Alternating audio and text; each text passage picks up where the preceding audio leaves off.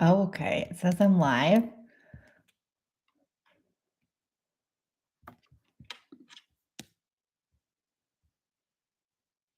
Hello, hello, hello, and welcome back to another podcast episode. We have all of the things going at the moment. So, if you guys didn't know, I am over on YouTube. I'm going to be starting to post all of the podcast episodes up on YouTube along with hopefully getting some more long form content up on YouTube. But right now, we are just putting up some short form content and also these podcast episodes. So, I hope that you guys are having a great day. I want to talk about something that has been on my heart that I have been talking to a lot of people about, and that a lot of people tend to get tripped up on. And that's the fact that they feel like they're not seeing any progress. And there's really two kinds of ways that we can approach this. And most of the time, when people come to me and they tell me that they are not seeing any progress, they're specifically talking about the scale. They are saying, I've been doing all of the things, I have been consistent, but the scale is not moving down. Why is the scale not moving down? I feel like I'm putting in all of the work, but the scale is not moving down. And so there are two different directions that we can go with this. Today, I'm going to go in one direction, but I am going to touch on the other direction. So the first piece to this that I'm not really going to go into depth on, and I do believe that I have another podcast episode that talks about this, is whether or not you are being honest with yourself, whether or not you are actually doing the things that you say you're doing, that you're actually being consistent with your calorie deficit, that you're actually getting in your movement every single day, that you're actually doing all of these things, or are you lying to yourself? And that's a conversation that you have to have with yourself. And that's where you have to take a step back and see what it is that you are actually doing. Now, on the flip side of that, one of the things that I find to be true more often than not when it comes to clients that feel frustrated that the scale's not moving down and say that they're not seeing any progress is they are not giving themselves enough credit for the things that they are actually doing. So, we are putting too much pressure on moving that scale down. We are doing all of the things, we're making major changes in our life, but we're only celebrating progress when we see that scale drop. And the truth is if you've been consistent for a couple of weeks or a couple of months, you have made some major progress.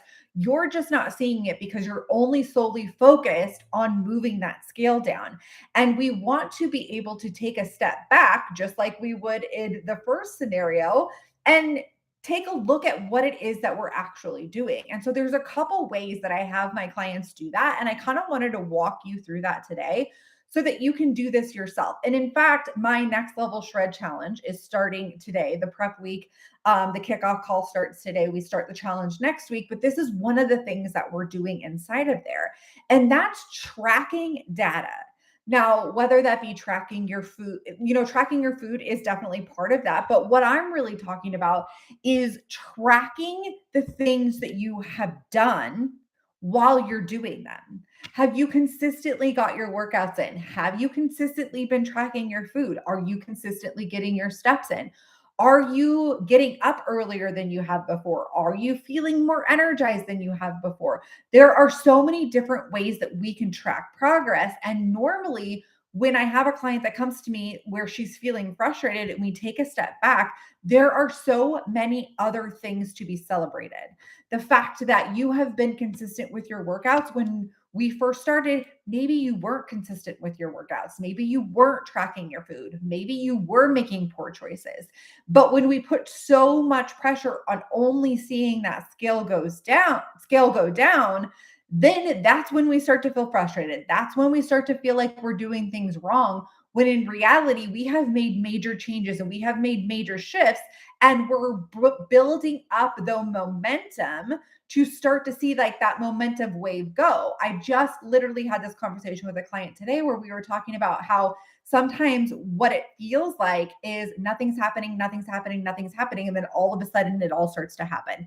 And you start to see that scale move down week after week after week. And in fact, I was talking about this in my broadcast channel with my own journey. So you guys know last week I did an episode and I kind of brought you up to speed with on my prep update and how that's going and everything. And to be honest, the first couple months of prep, I was simply just building momentum. And then all of a sudden, the scale started dropping week after week after week.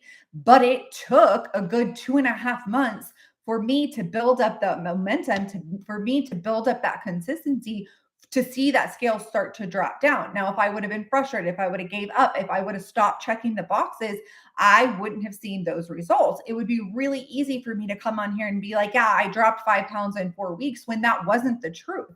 I dropped 5 pounds in the past 3 months, not 4 weeks. And I think that this is where we really do get tripped up. And I've talked about this before, is the fact that we really need to stop talking about averages when it comes to scale weight. There are so many different factors that happen that create your scale weight that we can't really say on average you should lose 1 to 2 pounds a week. You know, that number is thrown out there like crazy. And every time I hear somebody say it, I literally want to scream. Because if I were to ask you, let's just say you had 50 pounds to lose. If you had 50 pounds to lose and it took you 2 years to lose that 50 pounds, but you were never going to gain that weight back again, would you keep going? Would you keep putting in the work? That means some months you might not even see that scale move down. Some months you might see it move down more than others. And it's funny that I bring up the number 50 pounds in 2 years, because that's literally how long it took for me to lose 50 pounds. It took me 2 years. That's 25 pounds a year. And that's not very much. And that doesn't align with 1 to 2 pounds a week. But I never gained that weight back. I can tell you this much: nobody has ever regretted losing weight slowly. And almost every single person that I have ever talked to who has lost weight quickly has regretted that. So you need to be working on celebrating yourself in different ways. You need to have different ways of tracking your progress. Even if it's just like a calendar where you're writing down, okay, I got my workout in today. I hit my nutrition. I drank my water. I went for my walk, and you put that out on a calendar. At the end of 4 weeks, you would be celebrating yourself because of all of the action that you took. And you would be able to release the pressure off of that scale, because you know that you're making changes. You're making changes towards being a healthier person. You're making changes towards having more energy. You're making changes that are going to allow you to live a long life where you actually feel good in your body. We put so much pressure on that scale. And while I don't think there's anything wrong with having um, a goal weight or something to work towards, we definitely have to kind of set that and release it. No matter how long it takes, are you willing to take the action? Because if you're not, then we really need to take a step back and see what we're doing. Because if you're only taking this action to see that scale weight go down, number one, it's never going to be sustainable, because you're not actually making like shifts in your life, right? We have to shift our identity from a person who is overweight to a person who has lost the weight and kept it off.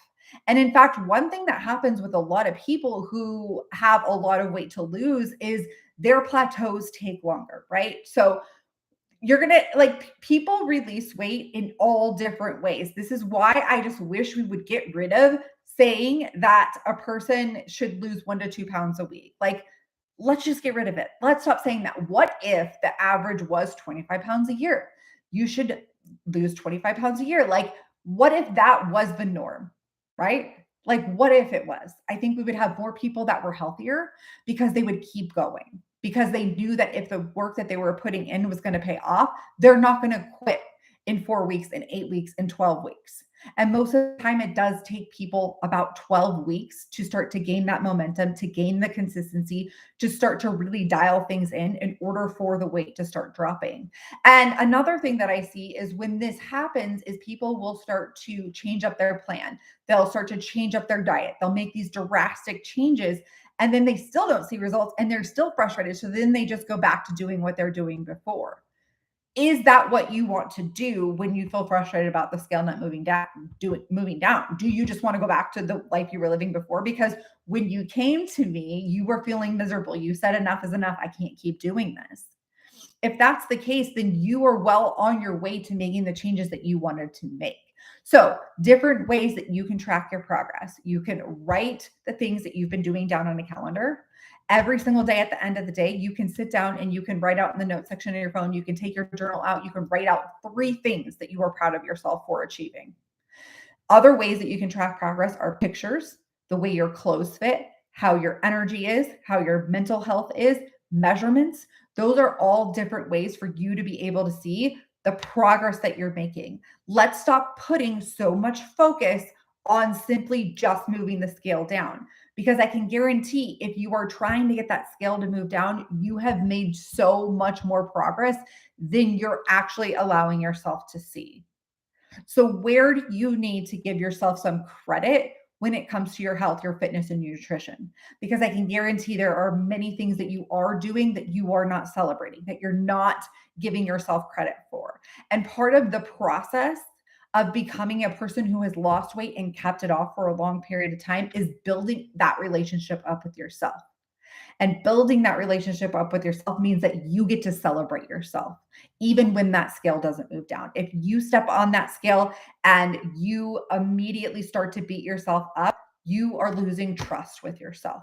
So, another thing that you can do when it's like weigh in day, or if you're weighing every single day and you're kind of just like, I don't know if this is going to wreck my day or whatever it may be, is I want you to write 3 things down before you step on the scale.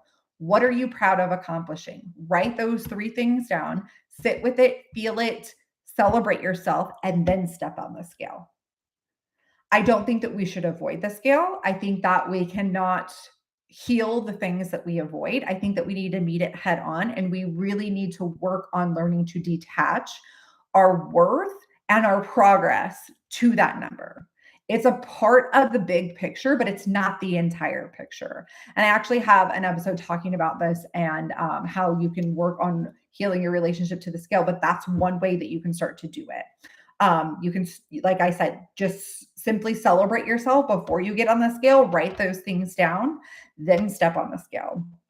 Another way that I will have my clients, if they are weighing like weekly and they're feeling like they're not seeing any progress, we'll start weighing more often. So we'll go to 3 times a week, or we'll go to daily. I prefer people to weigh in daily because this really, even though at first it can feel frustrating, it can bring up a lot of emotions, you kind of have to beat those emotions head on, and you can start to detach that number and your worth from that so that you can start to see the actual the how the scale is going to move up and down. So you can look at the data points. So you can see like, oh, okay, well, yesterday I didn't go to the bathroom and the scale is up. Or yesterday I was really dehydrated and I couldn't get in my water and the scale is down. Like there are so many different reasons for that scale to move up and down. And it's not because you're not doing the work. Or maybe it is, but for the most part, for the people that I'm talking to, you are putting in effort, you are doing the things. Another thing about tracking all of this is for you to be able to see what you're doing and what you're not doing. So you can celebrate the progress that you've made, and you can also look at it as feedback. I always say there's no failure, there's only feedback. And the only way to receive that feedback is to have the data. So if you're not tracking what you're doing, or you're not tracking your food, and you're not seeing the actual things that you're doing, you don't know what needs to change, right? When people come to me and they tell me that they're only eating 1,200 calories, and I'm like, how do you know that? They're just like, oh, well, I just kind of know. Most people are underestimating the amount of calories that they're eating, and they're usually eating 1,000 more calories than they think that they're eating in their head. So unless they're weighing at their food, unless they're logging it into an app, we don't know how many calories you're eating. So if you're saying you're eating 1,200 calories a day, you could very well be eating 2,500, 3,000 calories a day. And that's why you're not losing weight. So the data is important, and it's only feedback. It's not meant to make you feel a certain way. It's simply for you to be able to say, okay, this is what's working, this is what's not working. But again, you need to be celebrating yourself every single step of the day, or of the way, every single day, because that is what is going to build up that self-trust. That's what's going to build up that momentum, and that's what's going to build up the confidence within yourself to keep going, even when you don't see that scale dropping down. I hope you guys enjoyed this episode, and I will talk to you in the next one.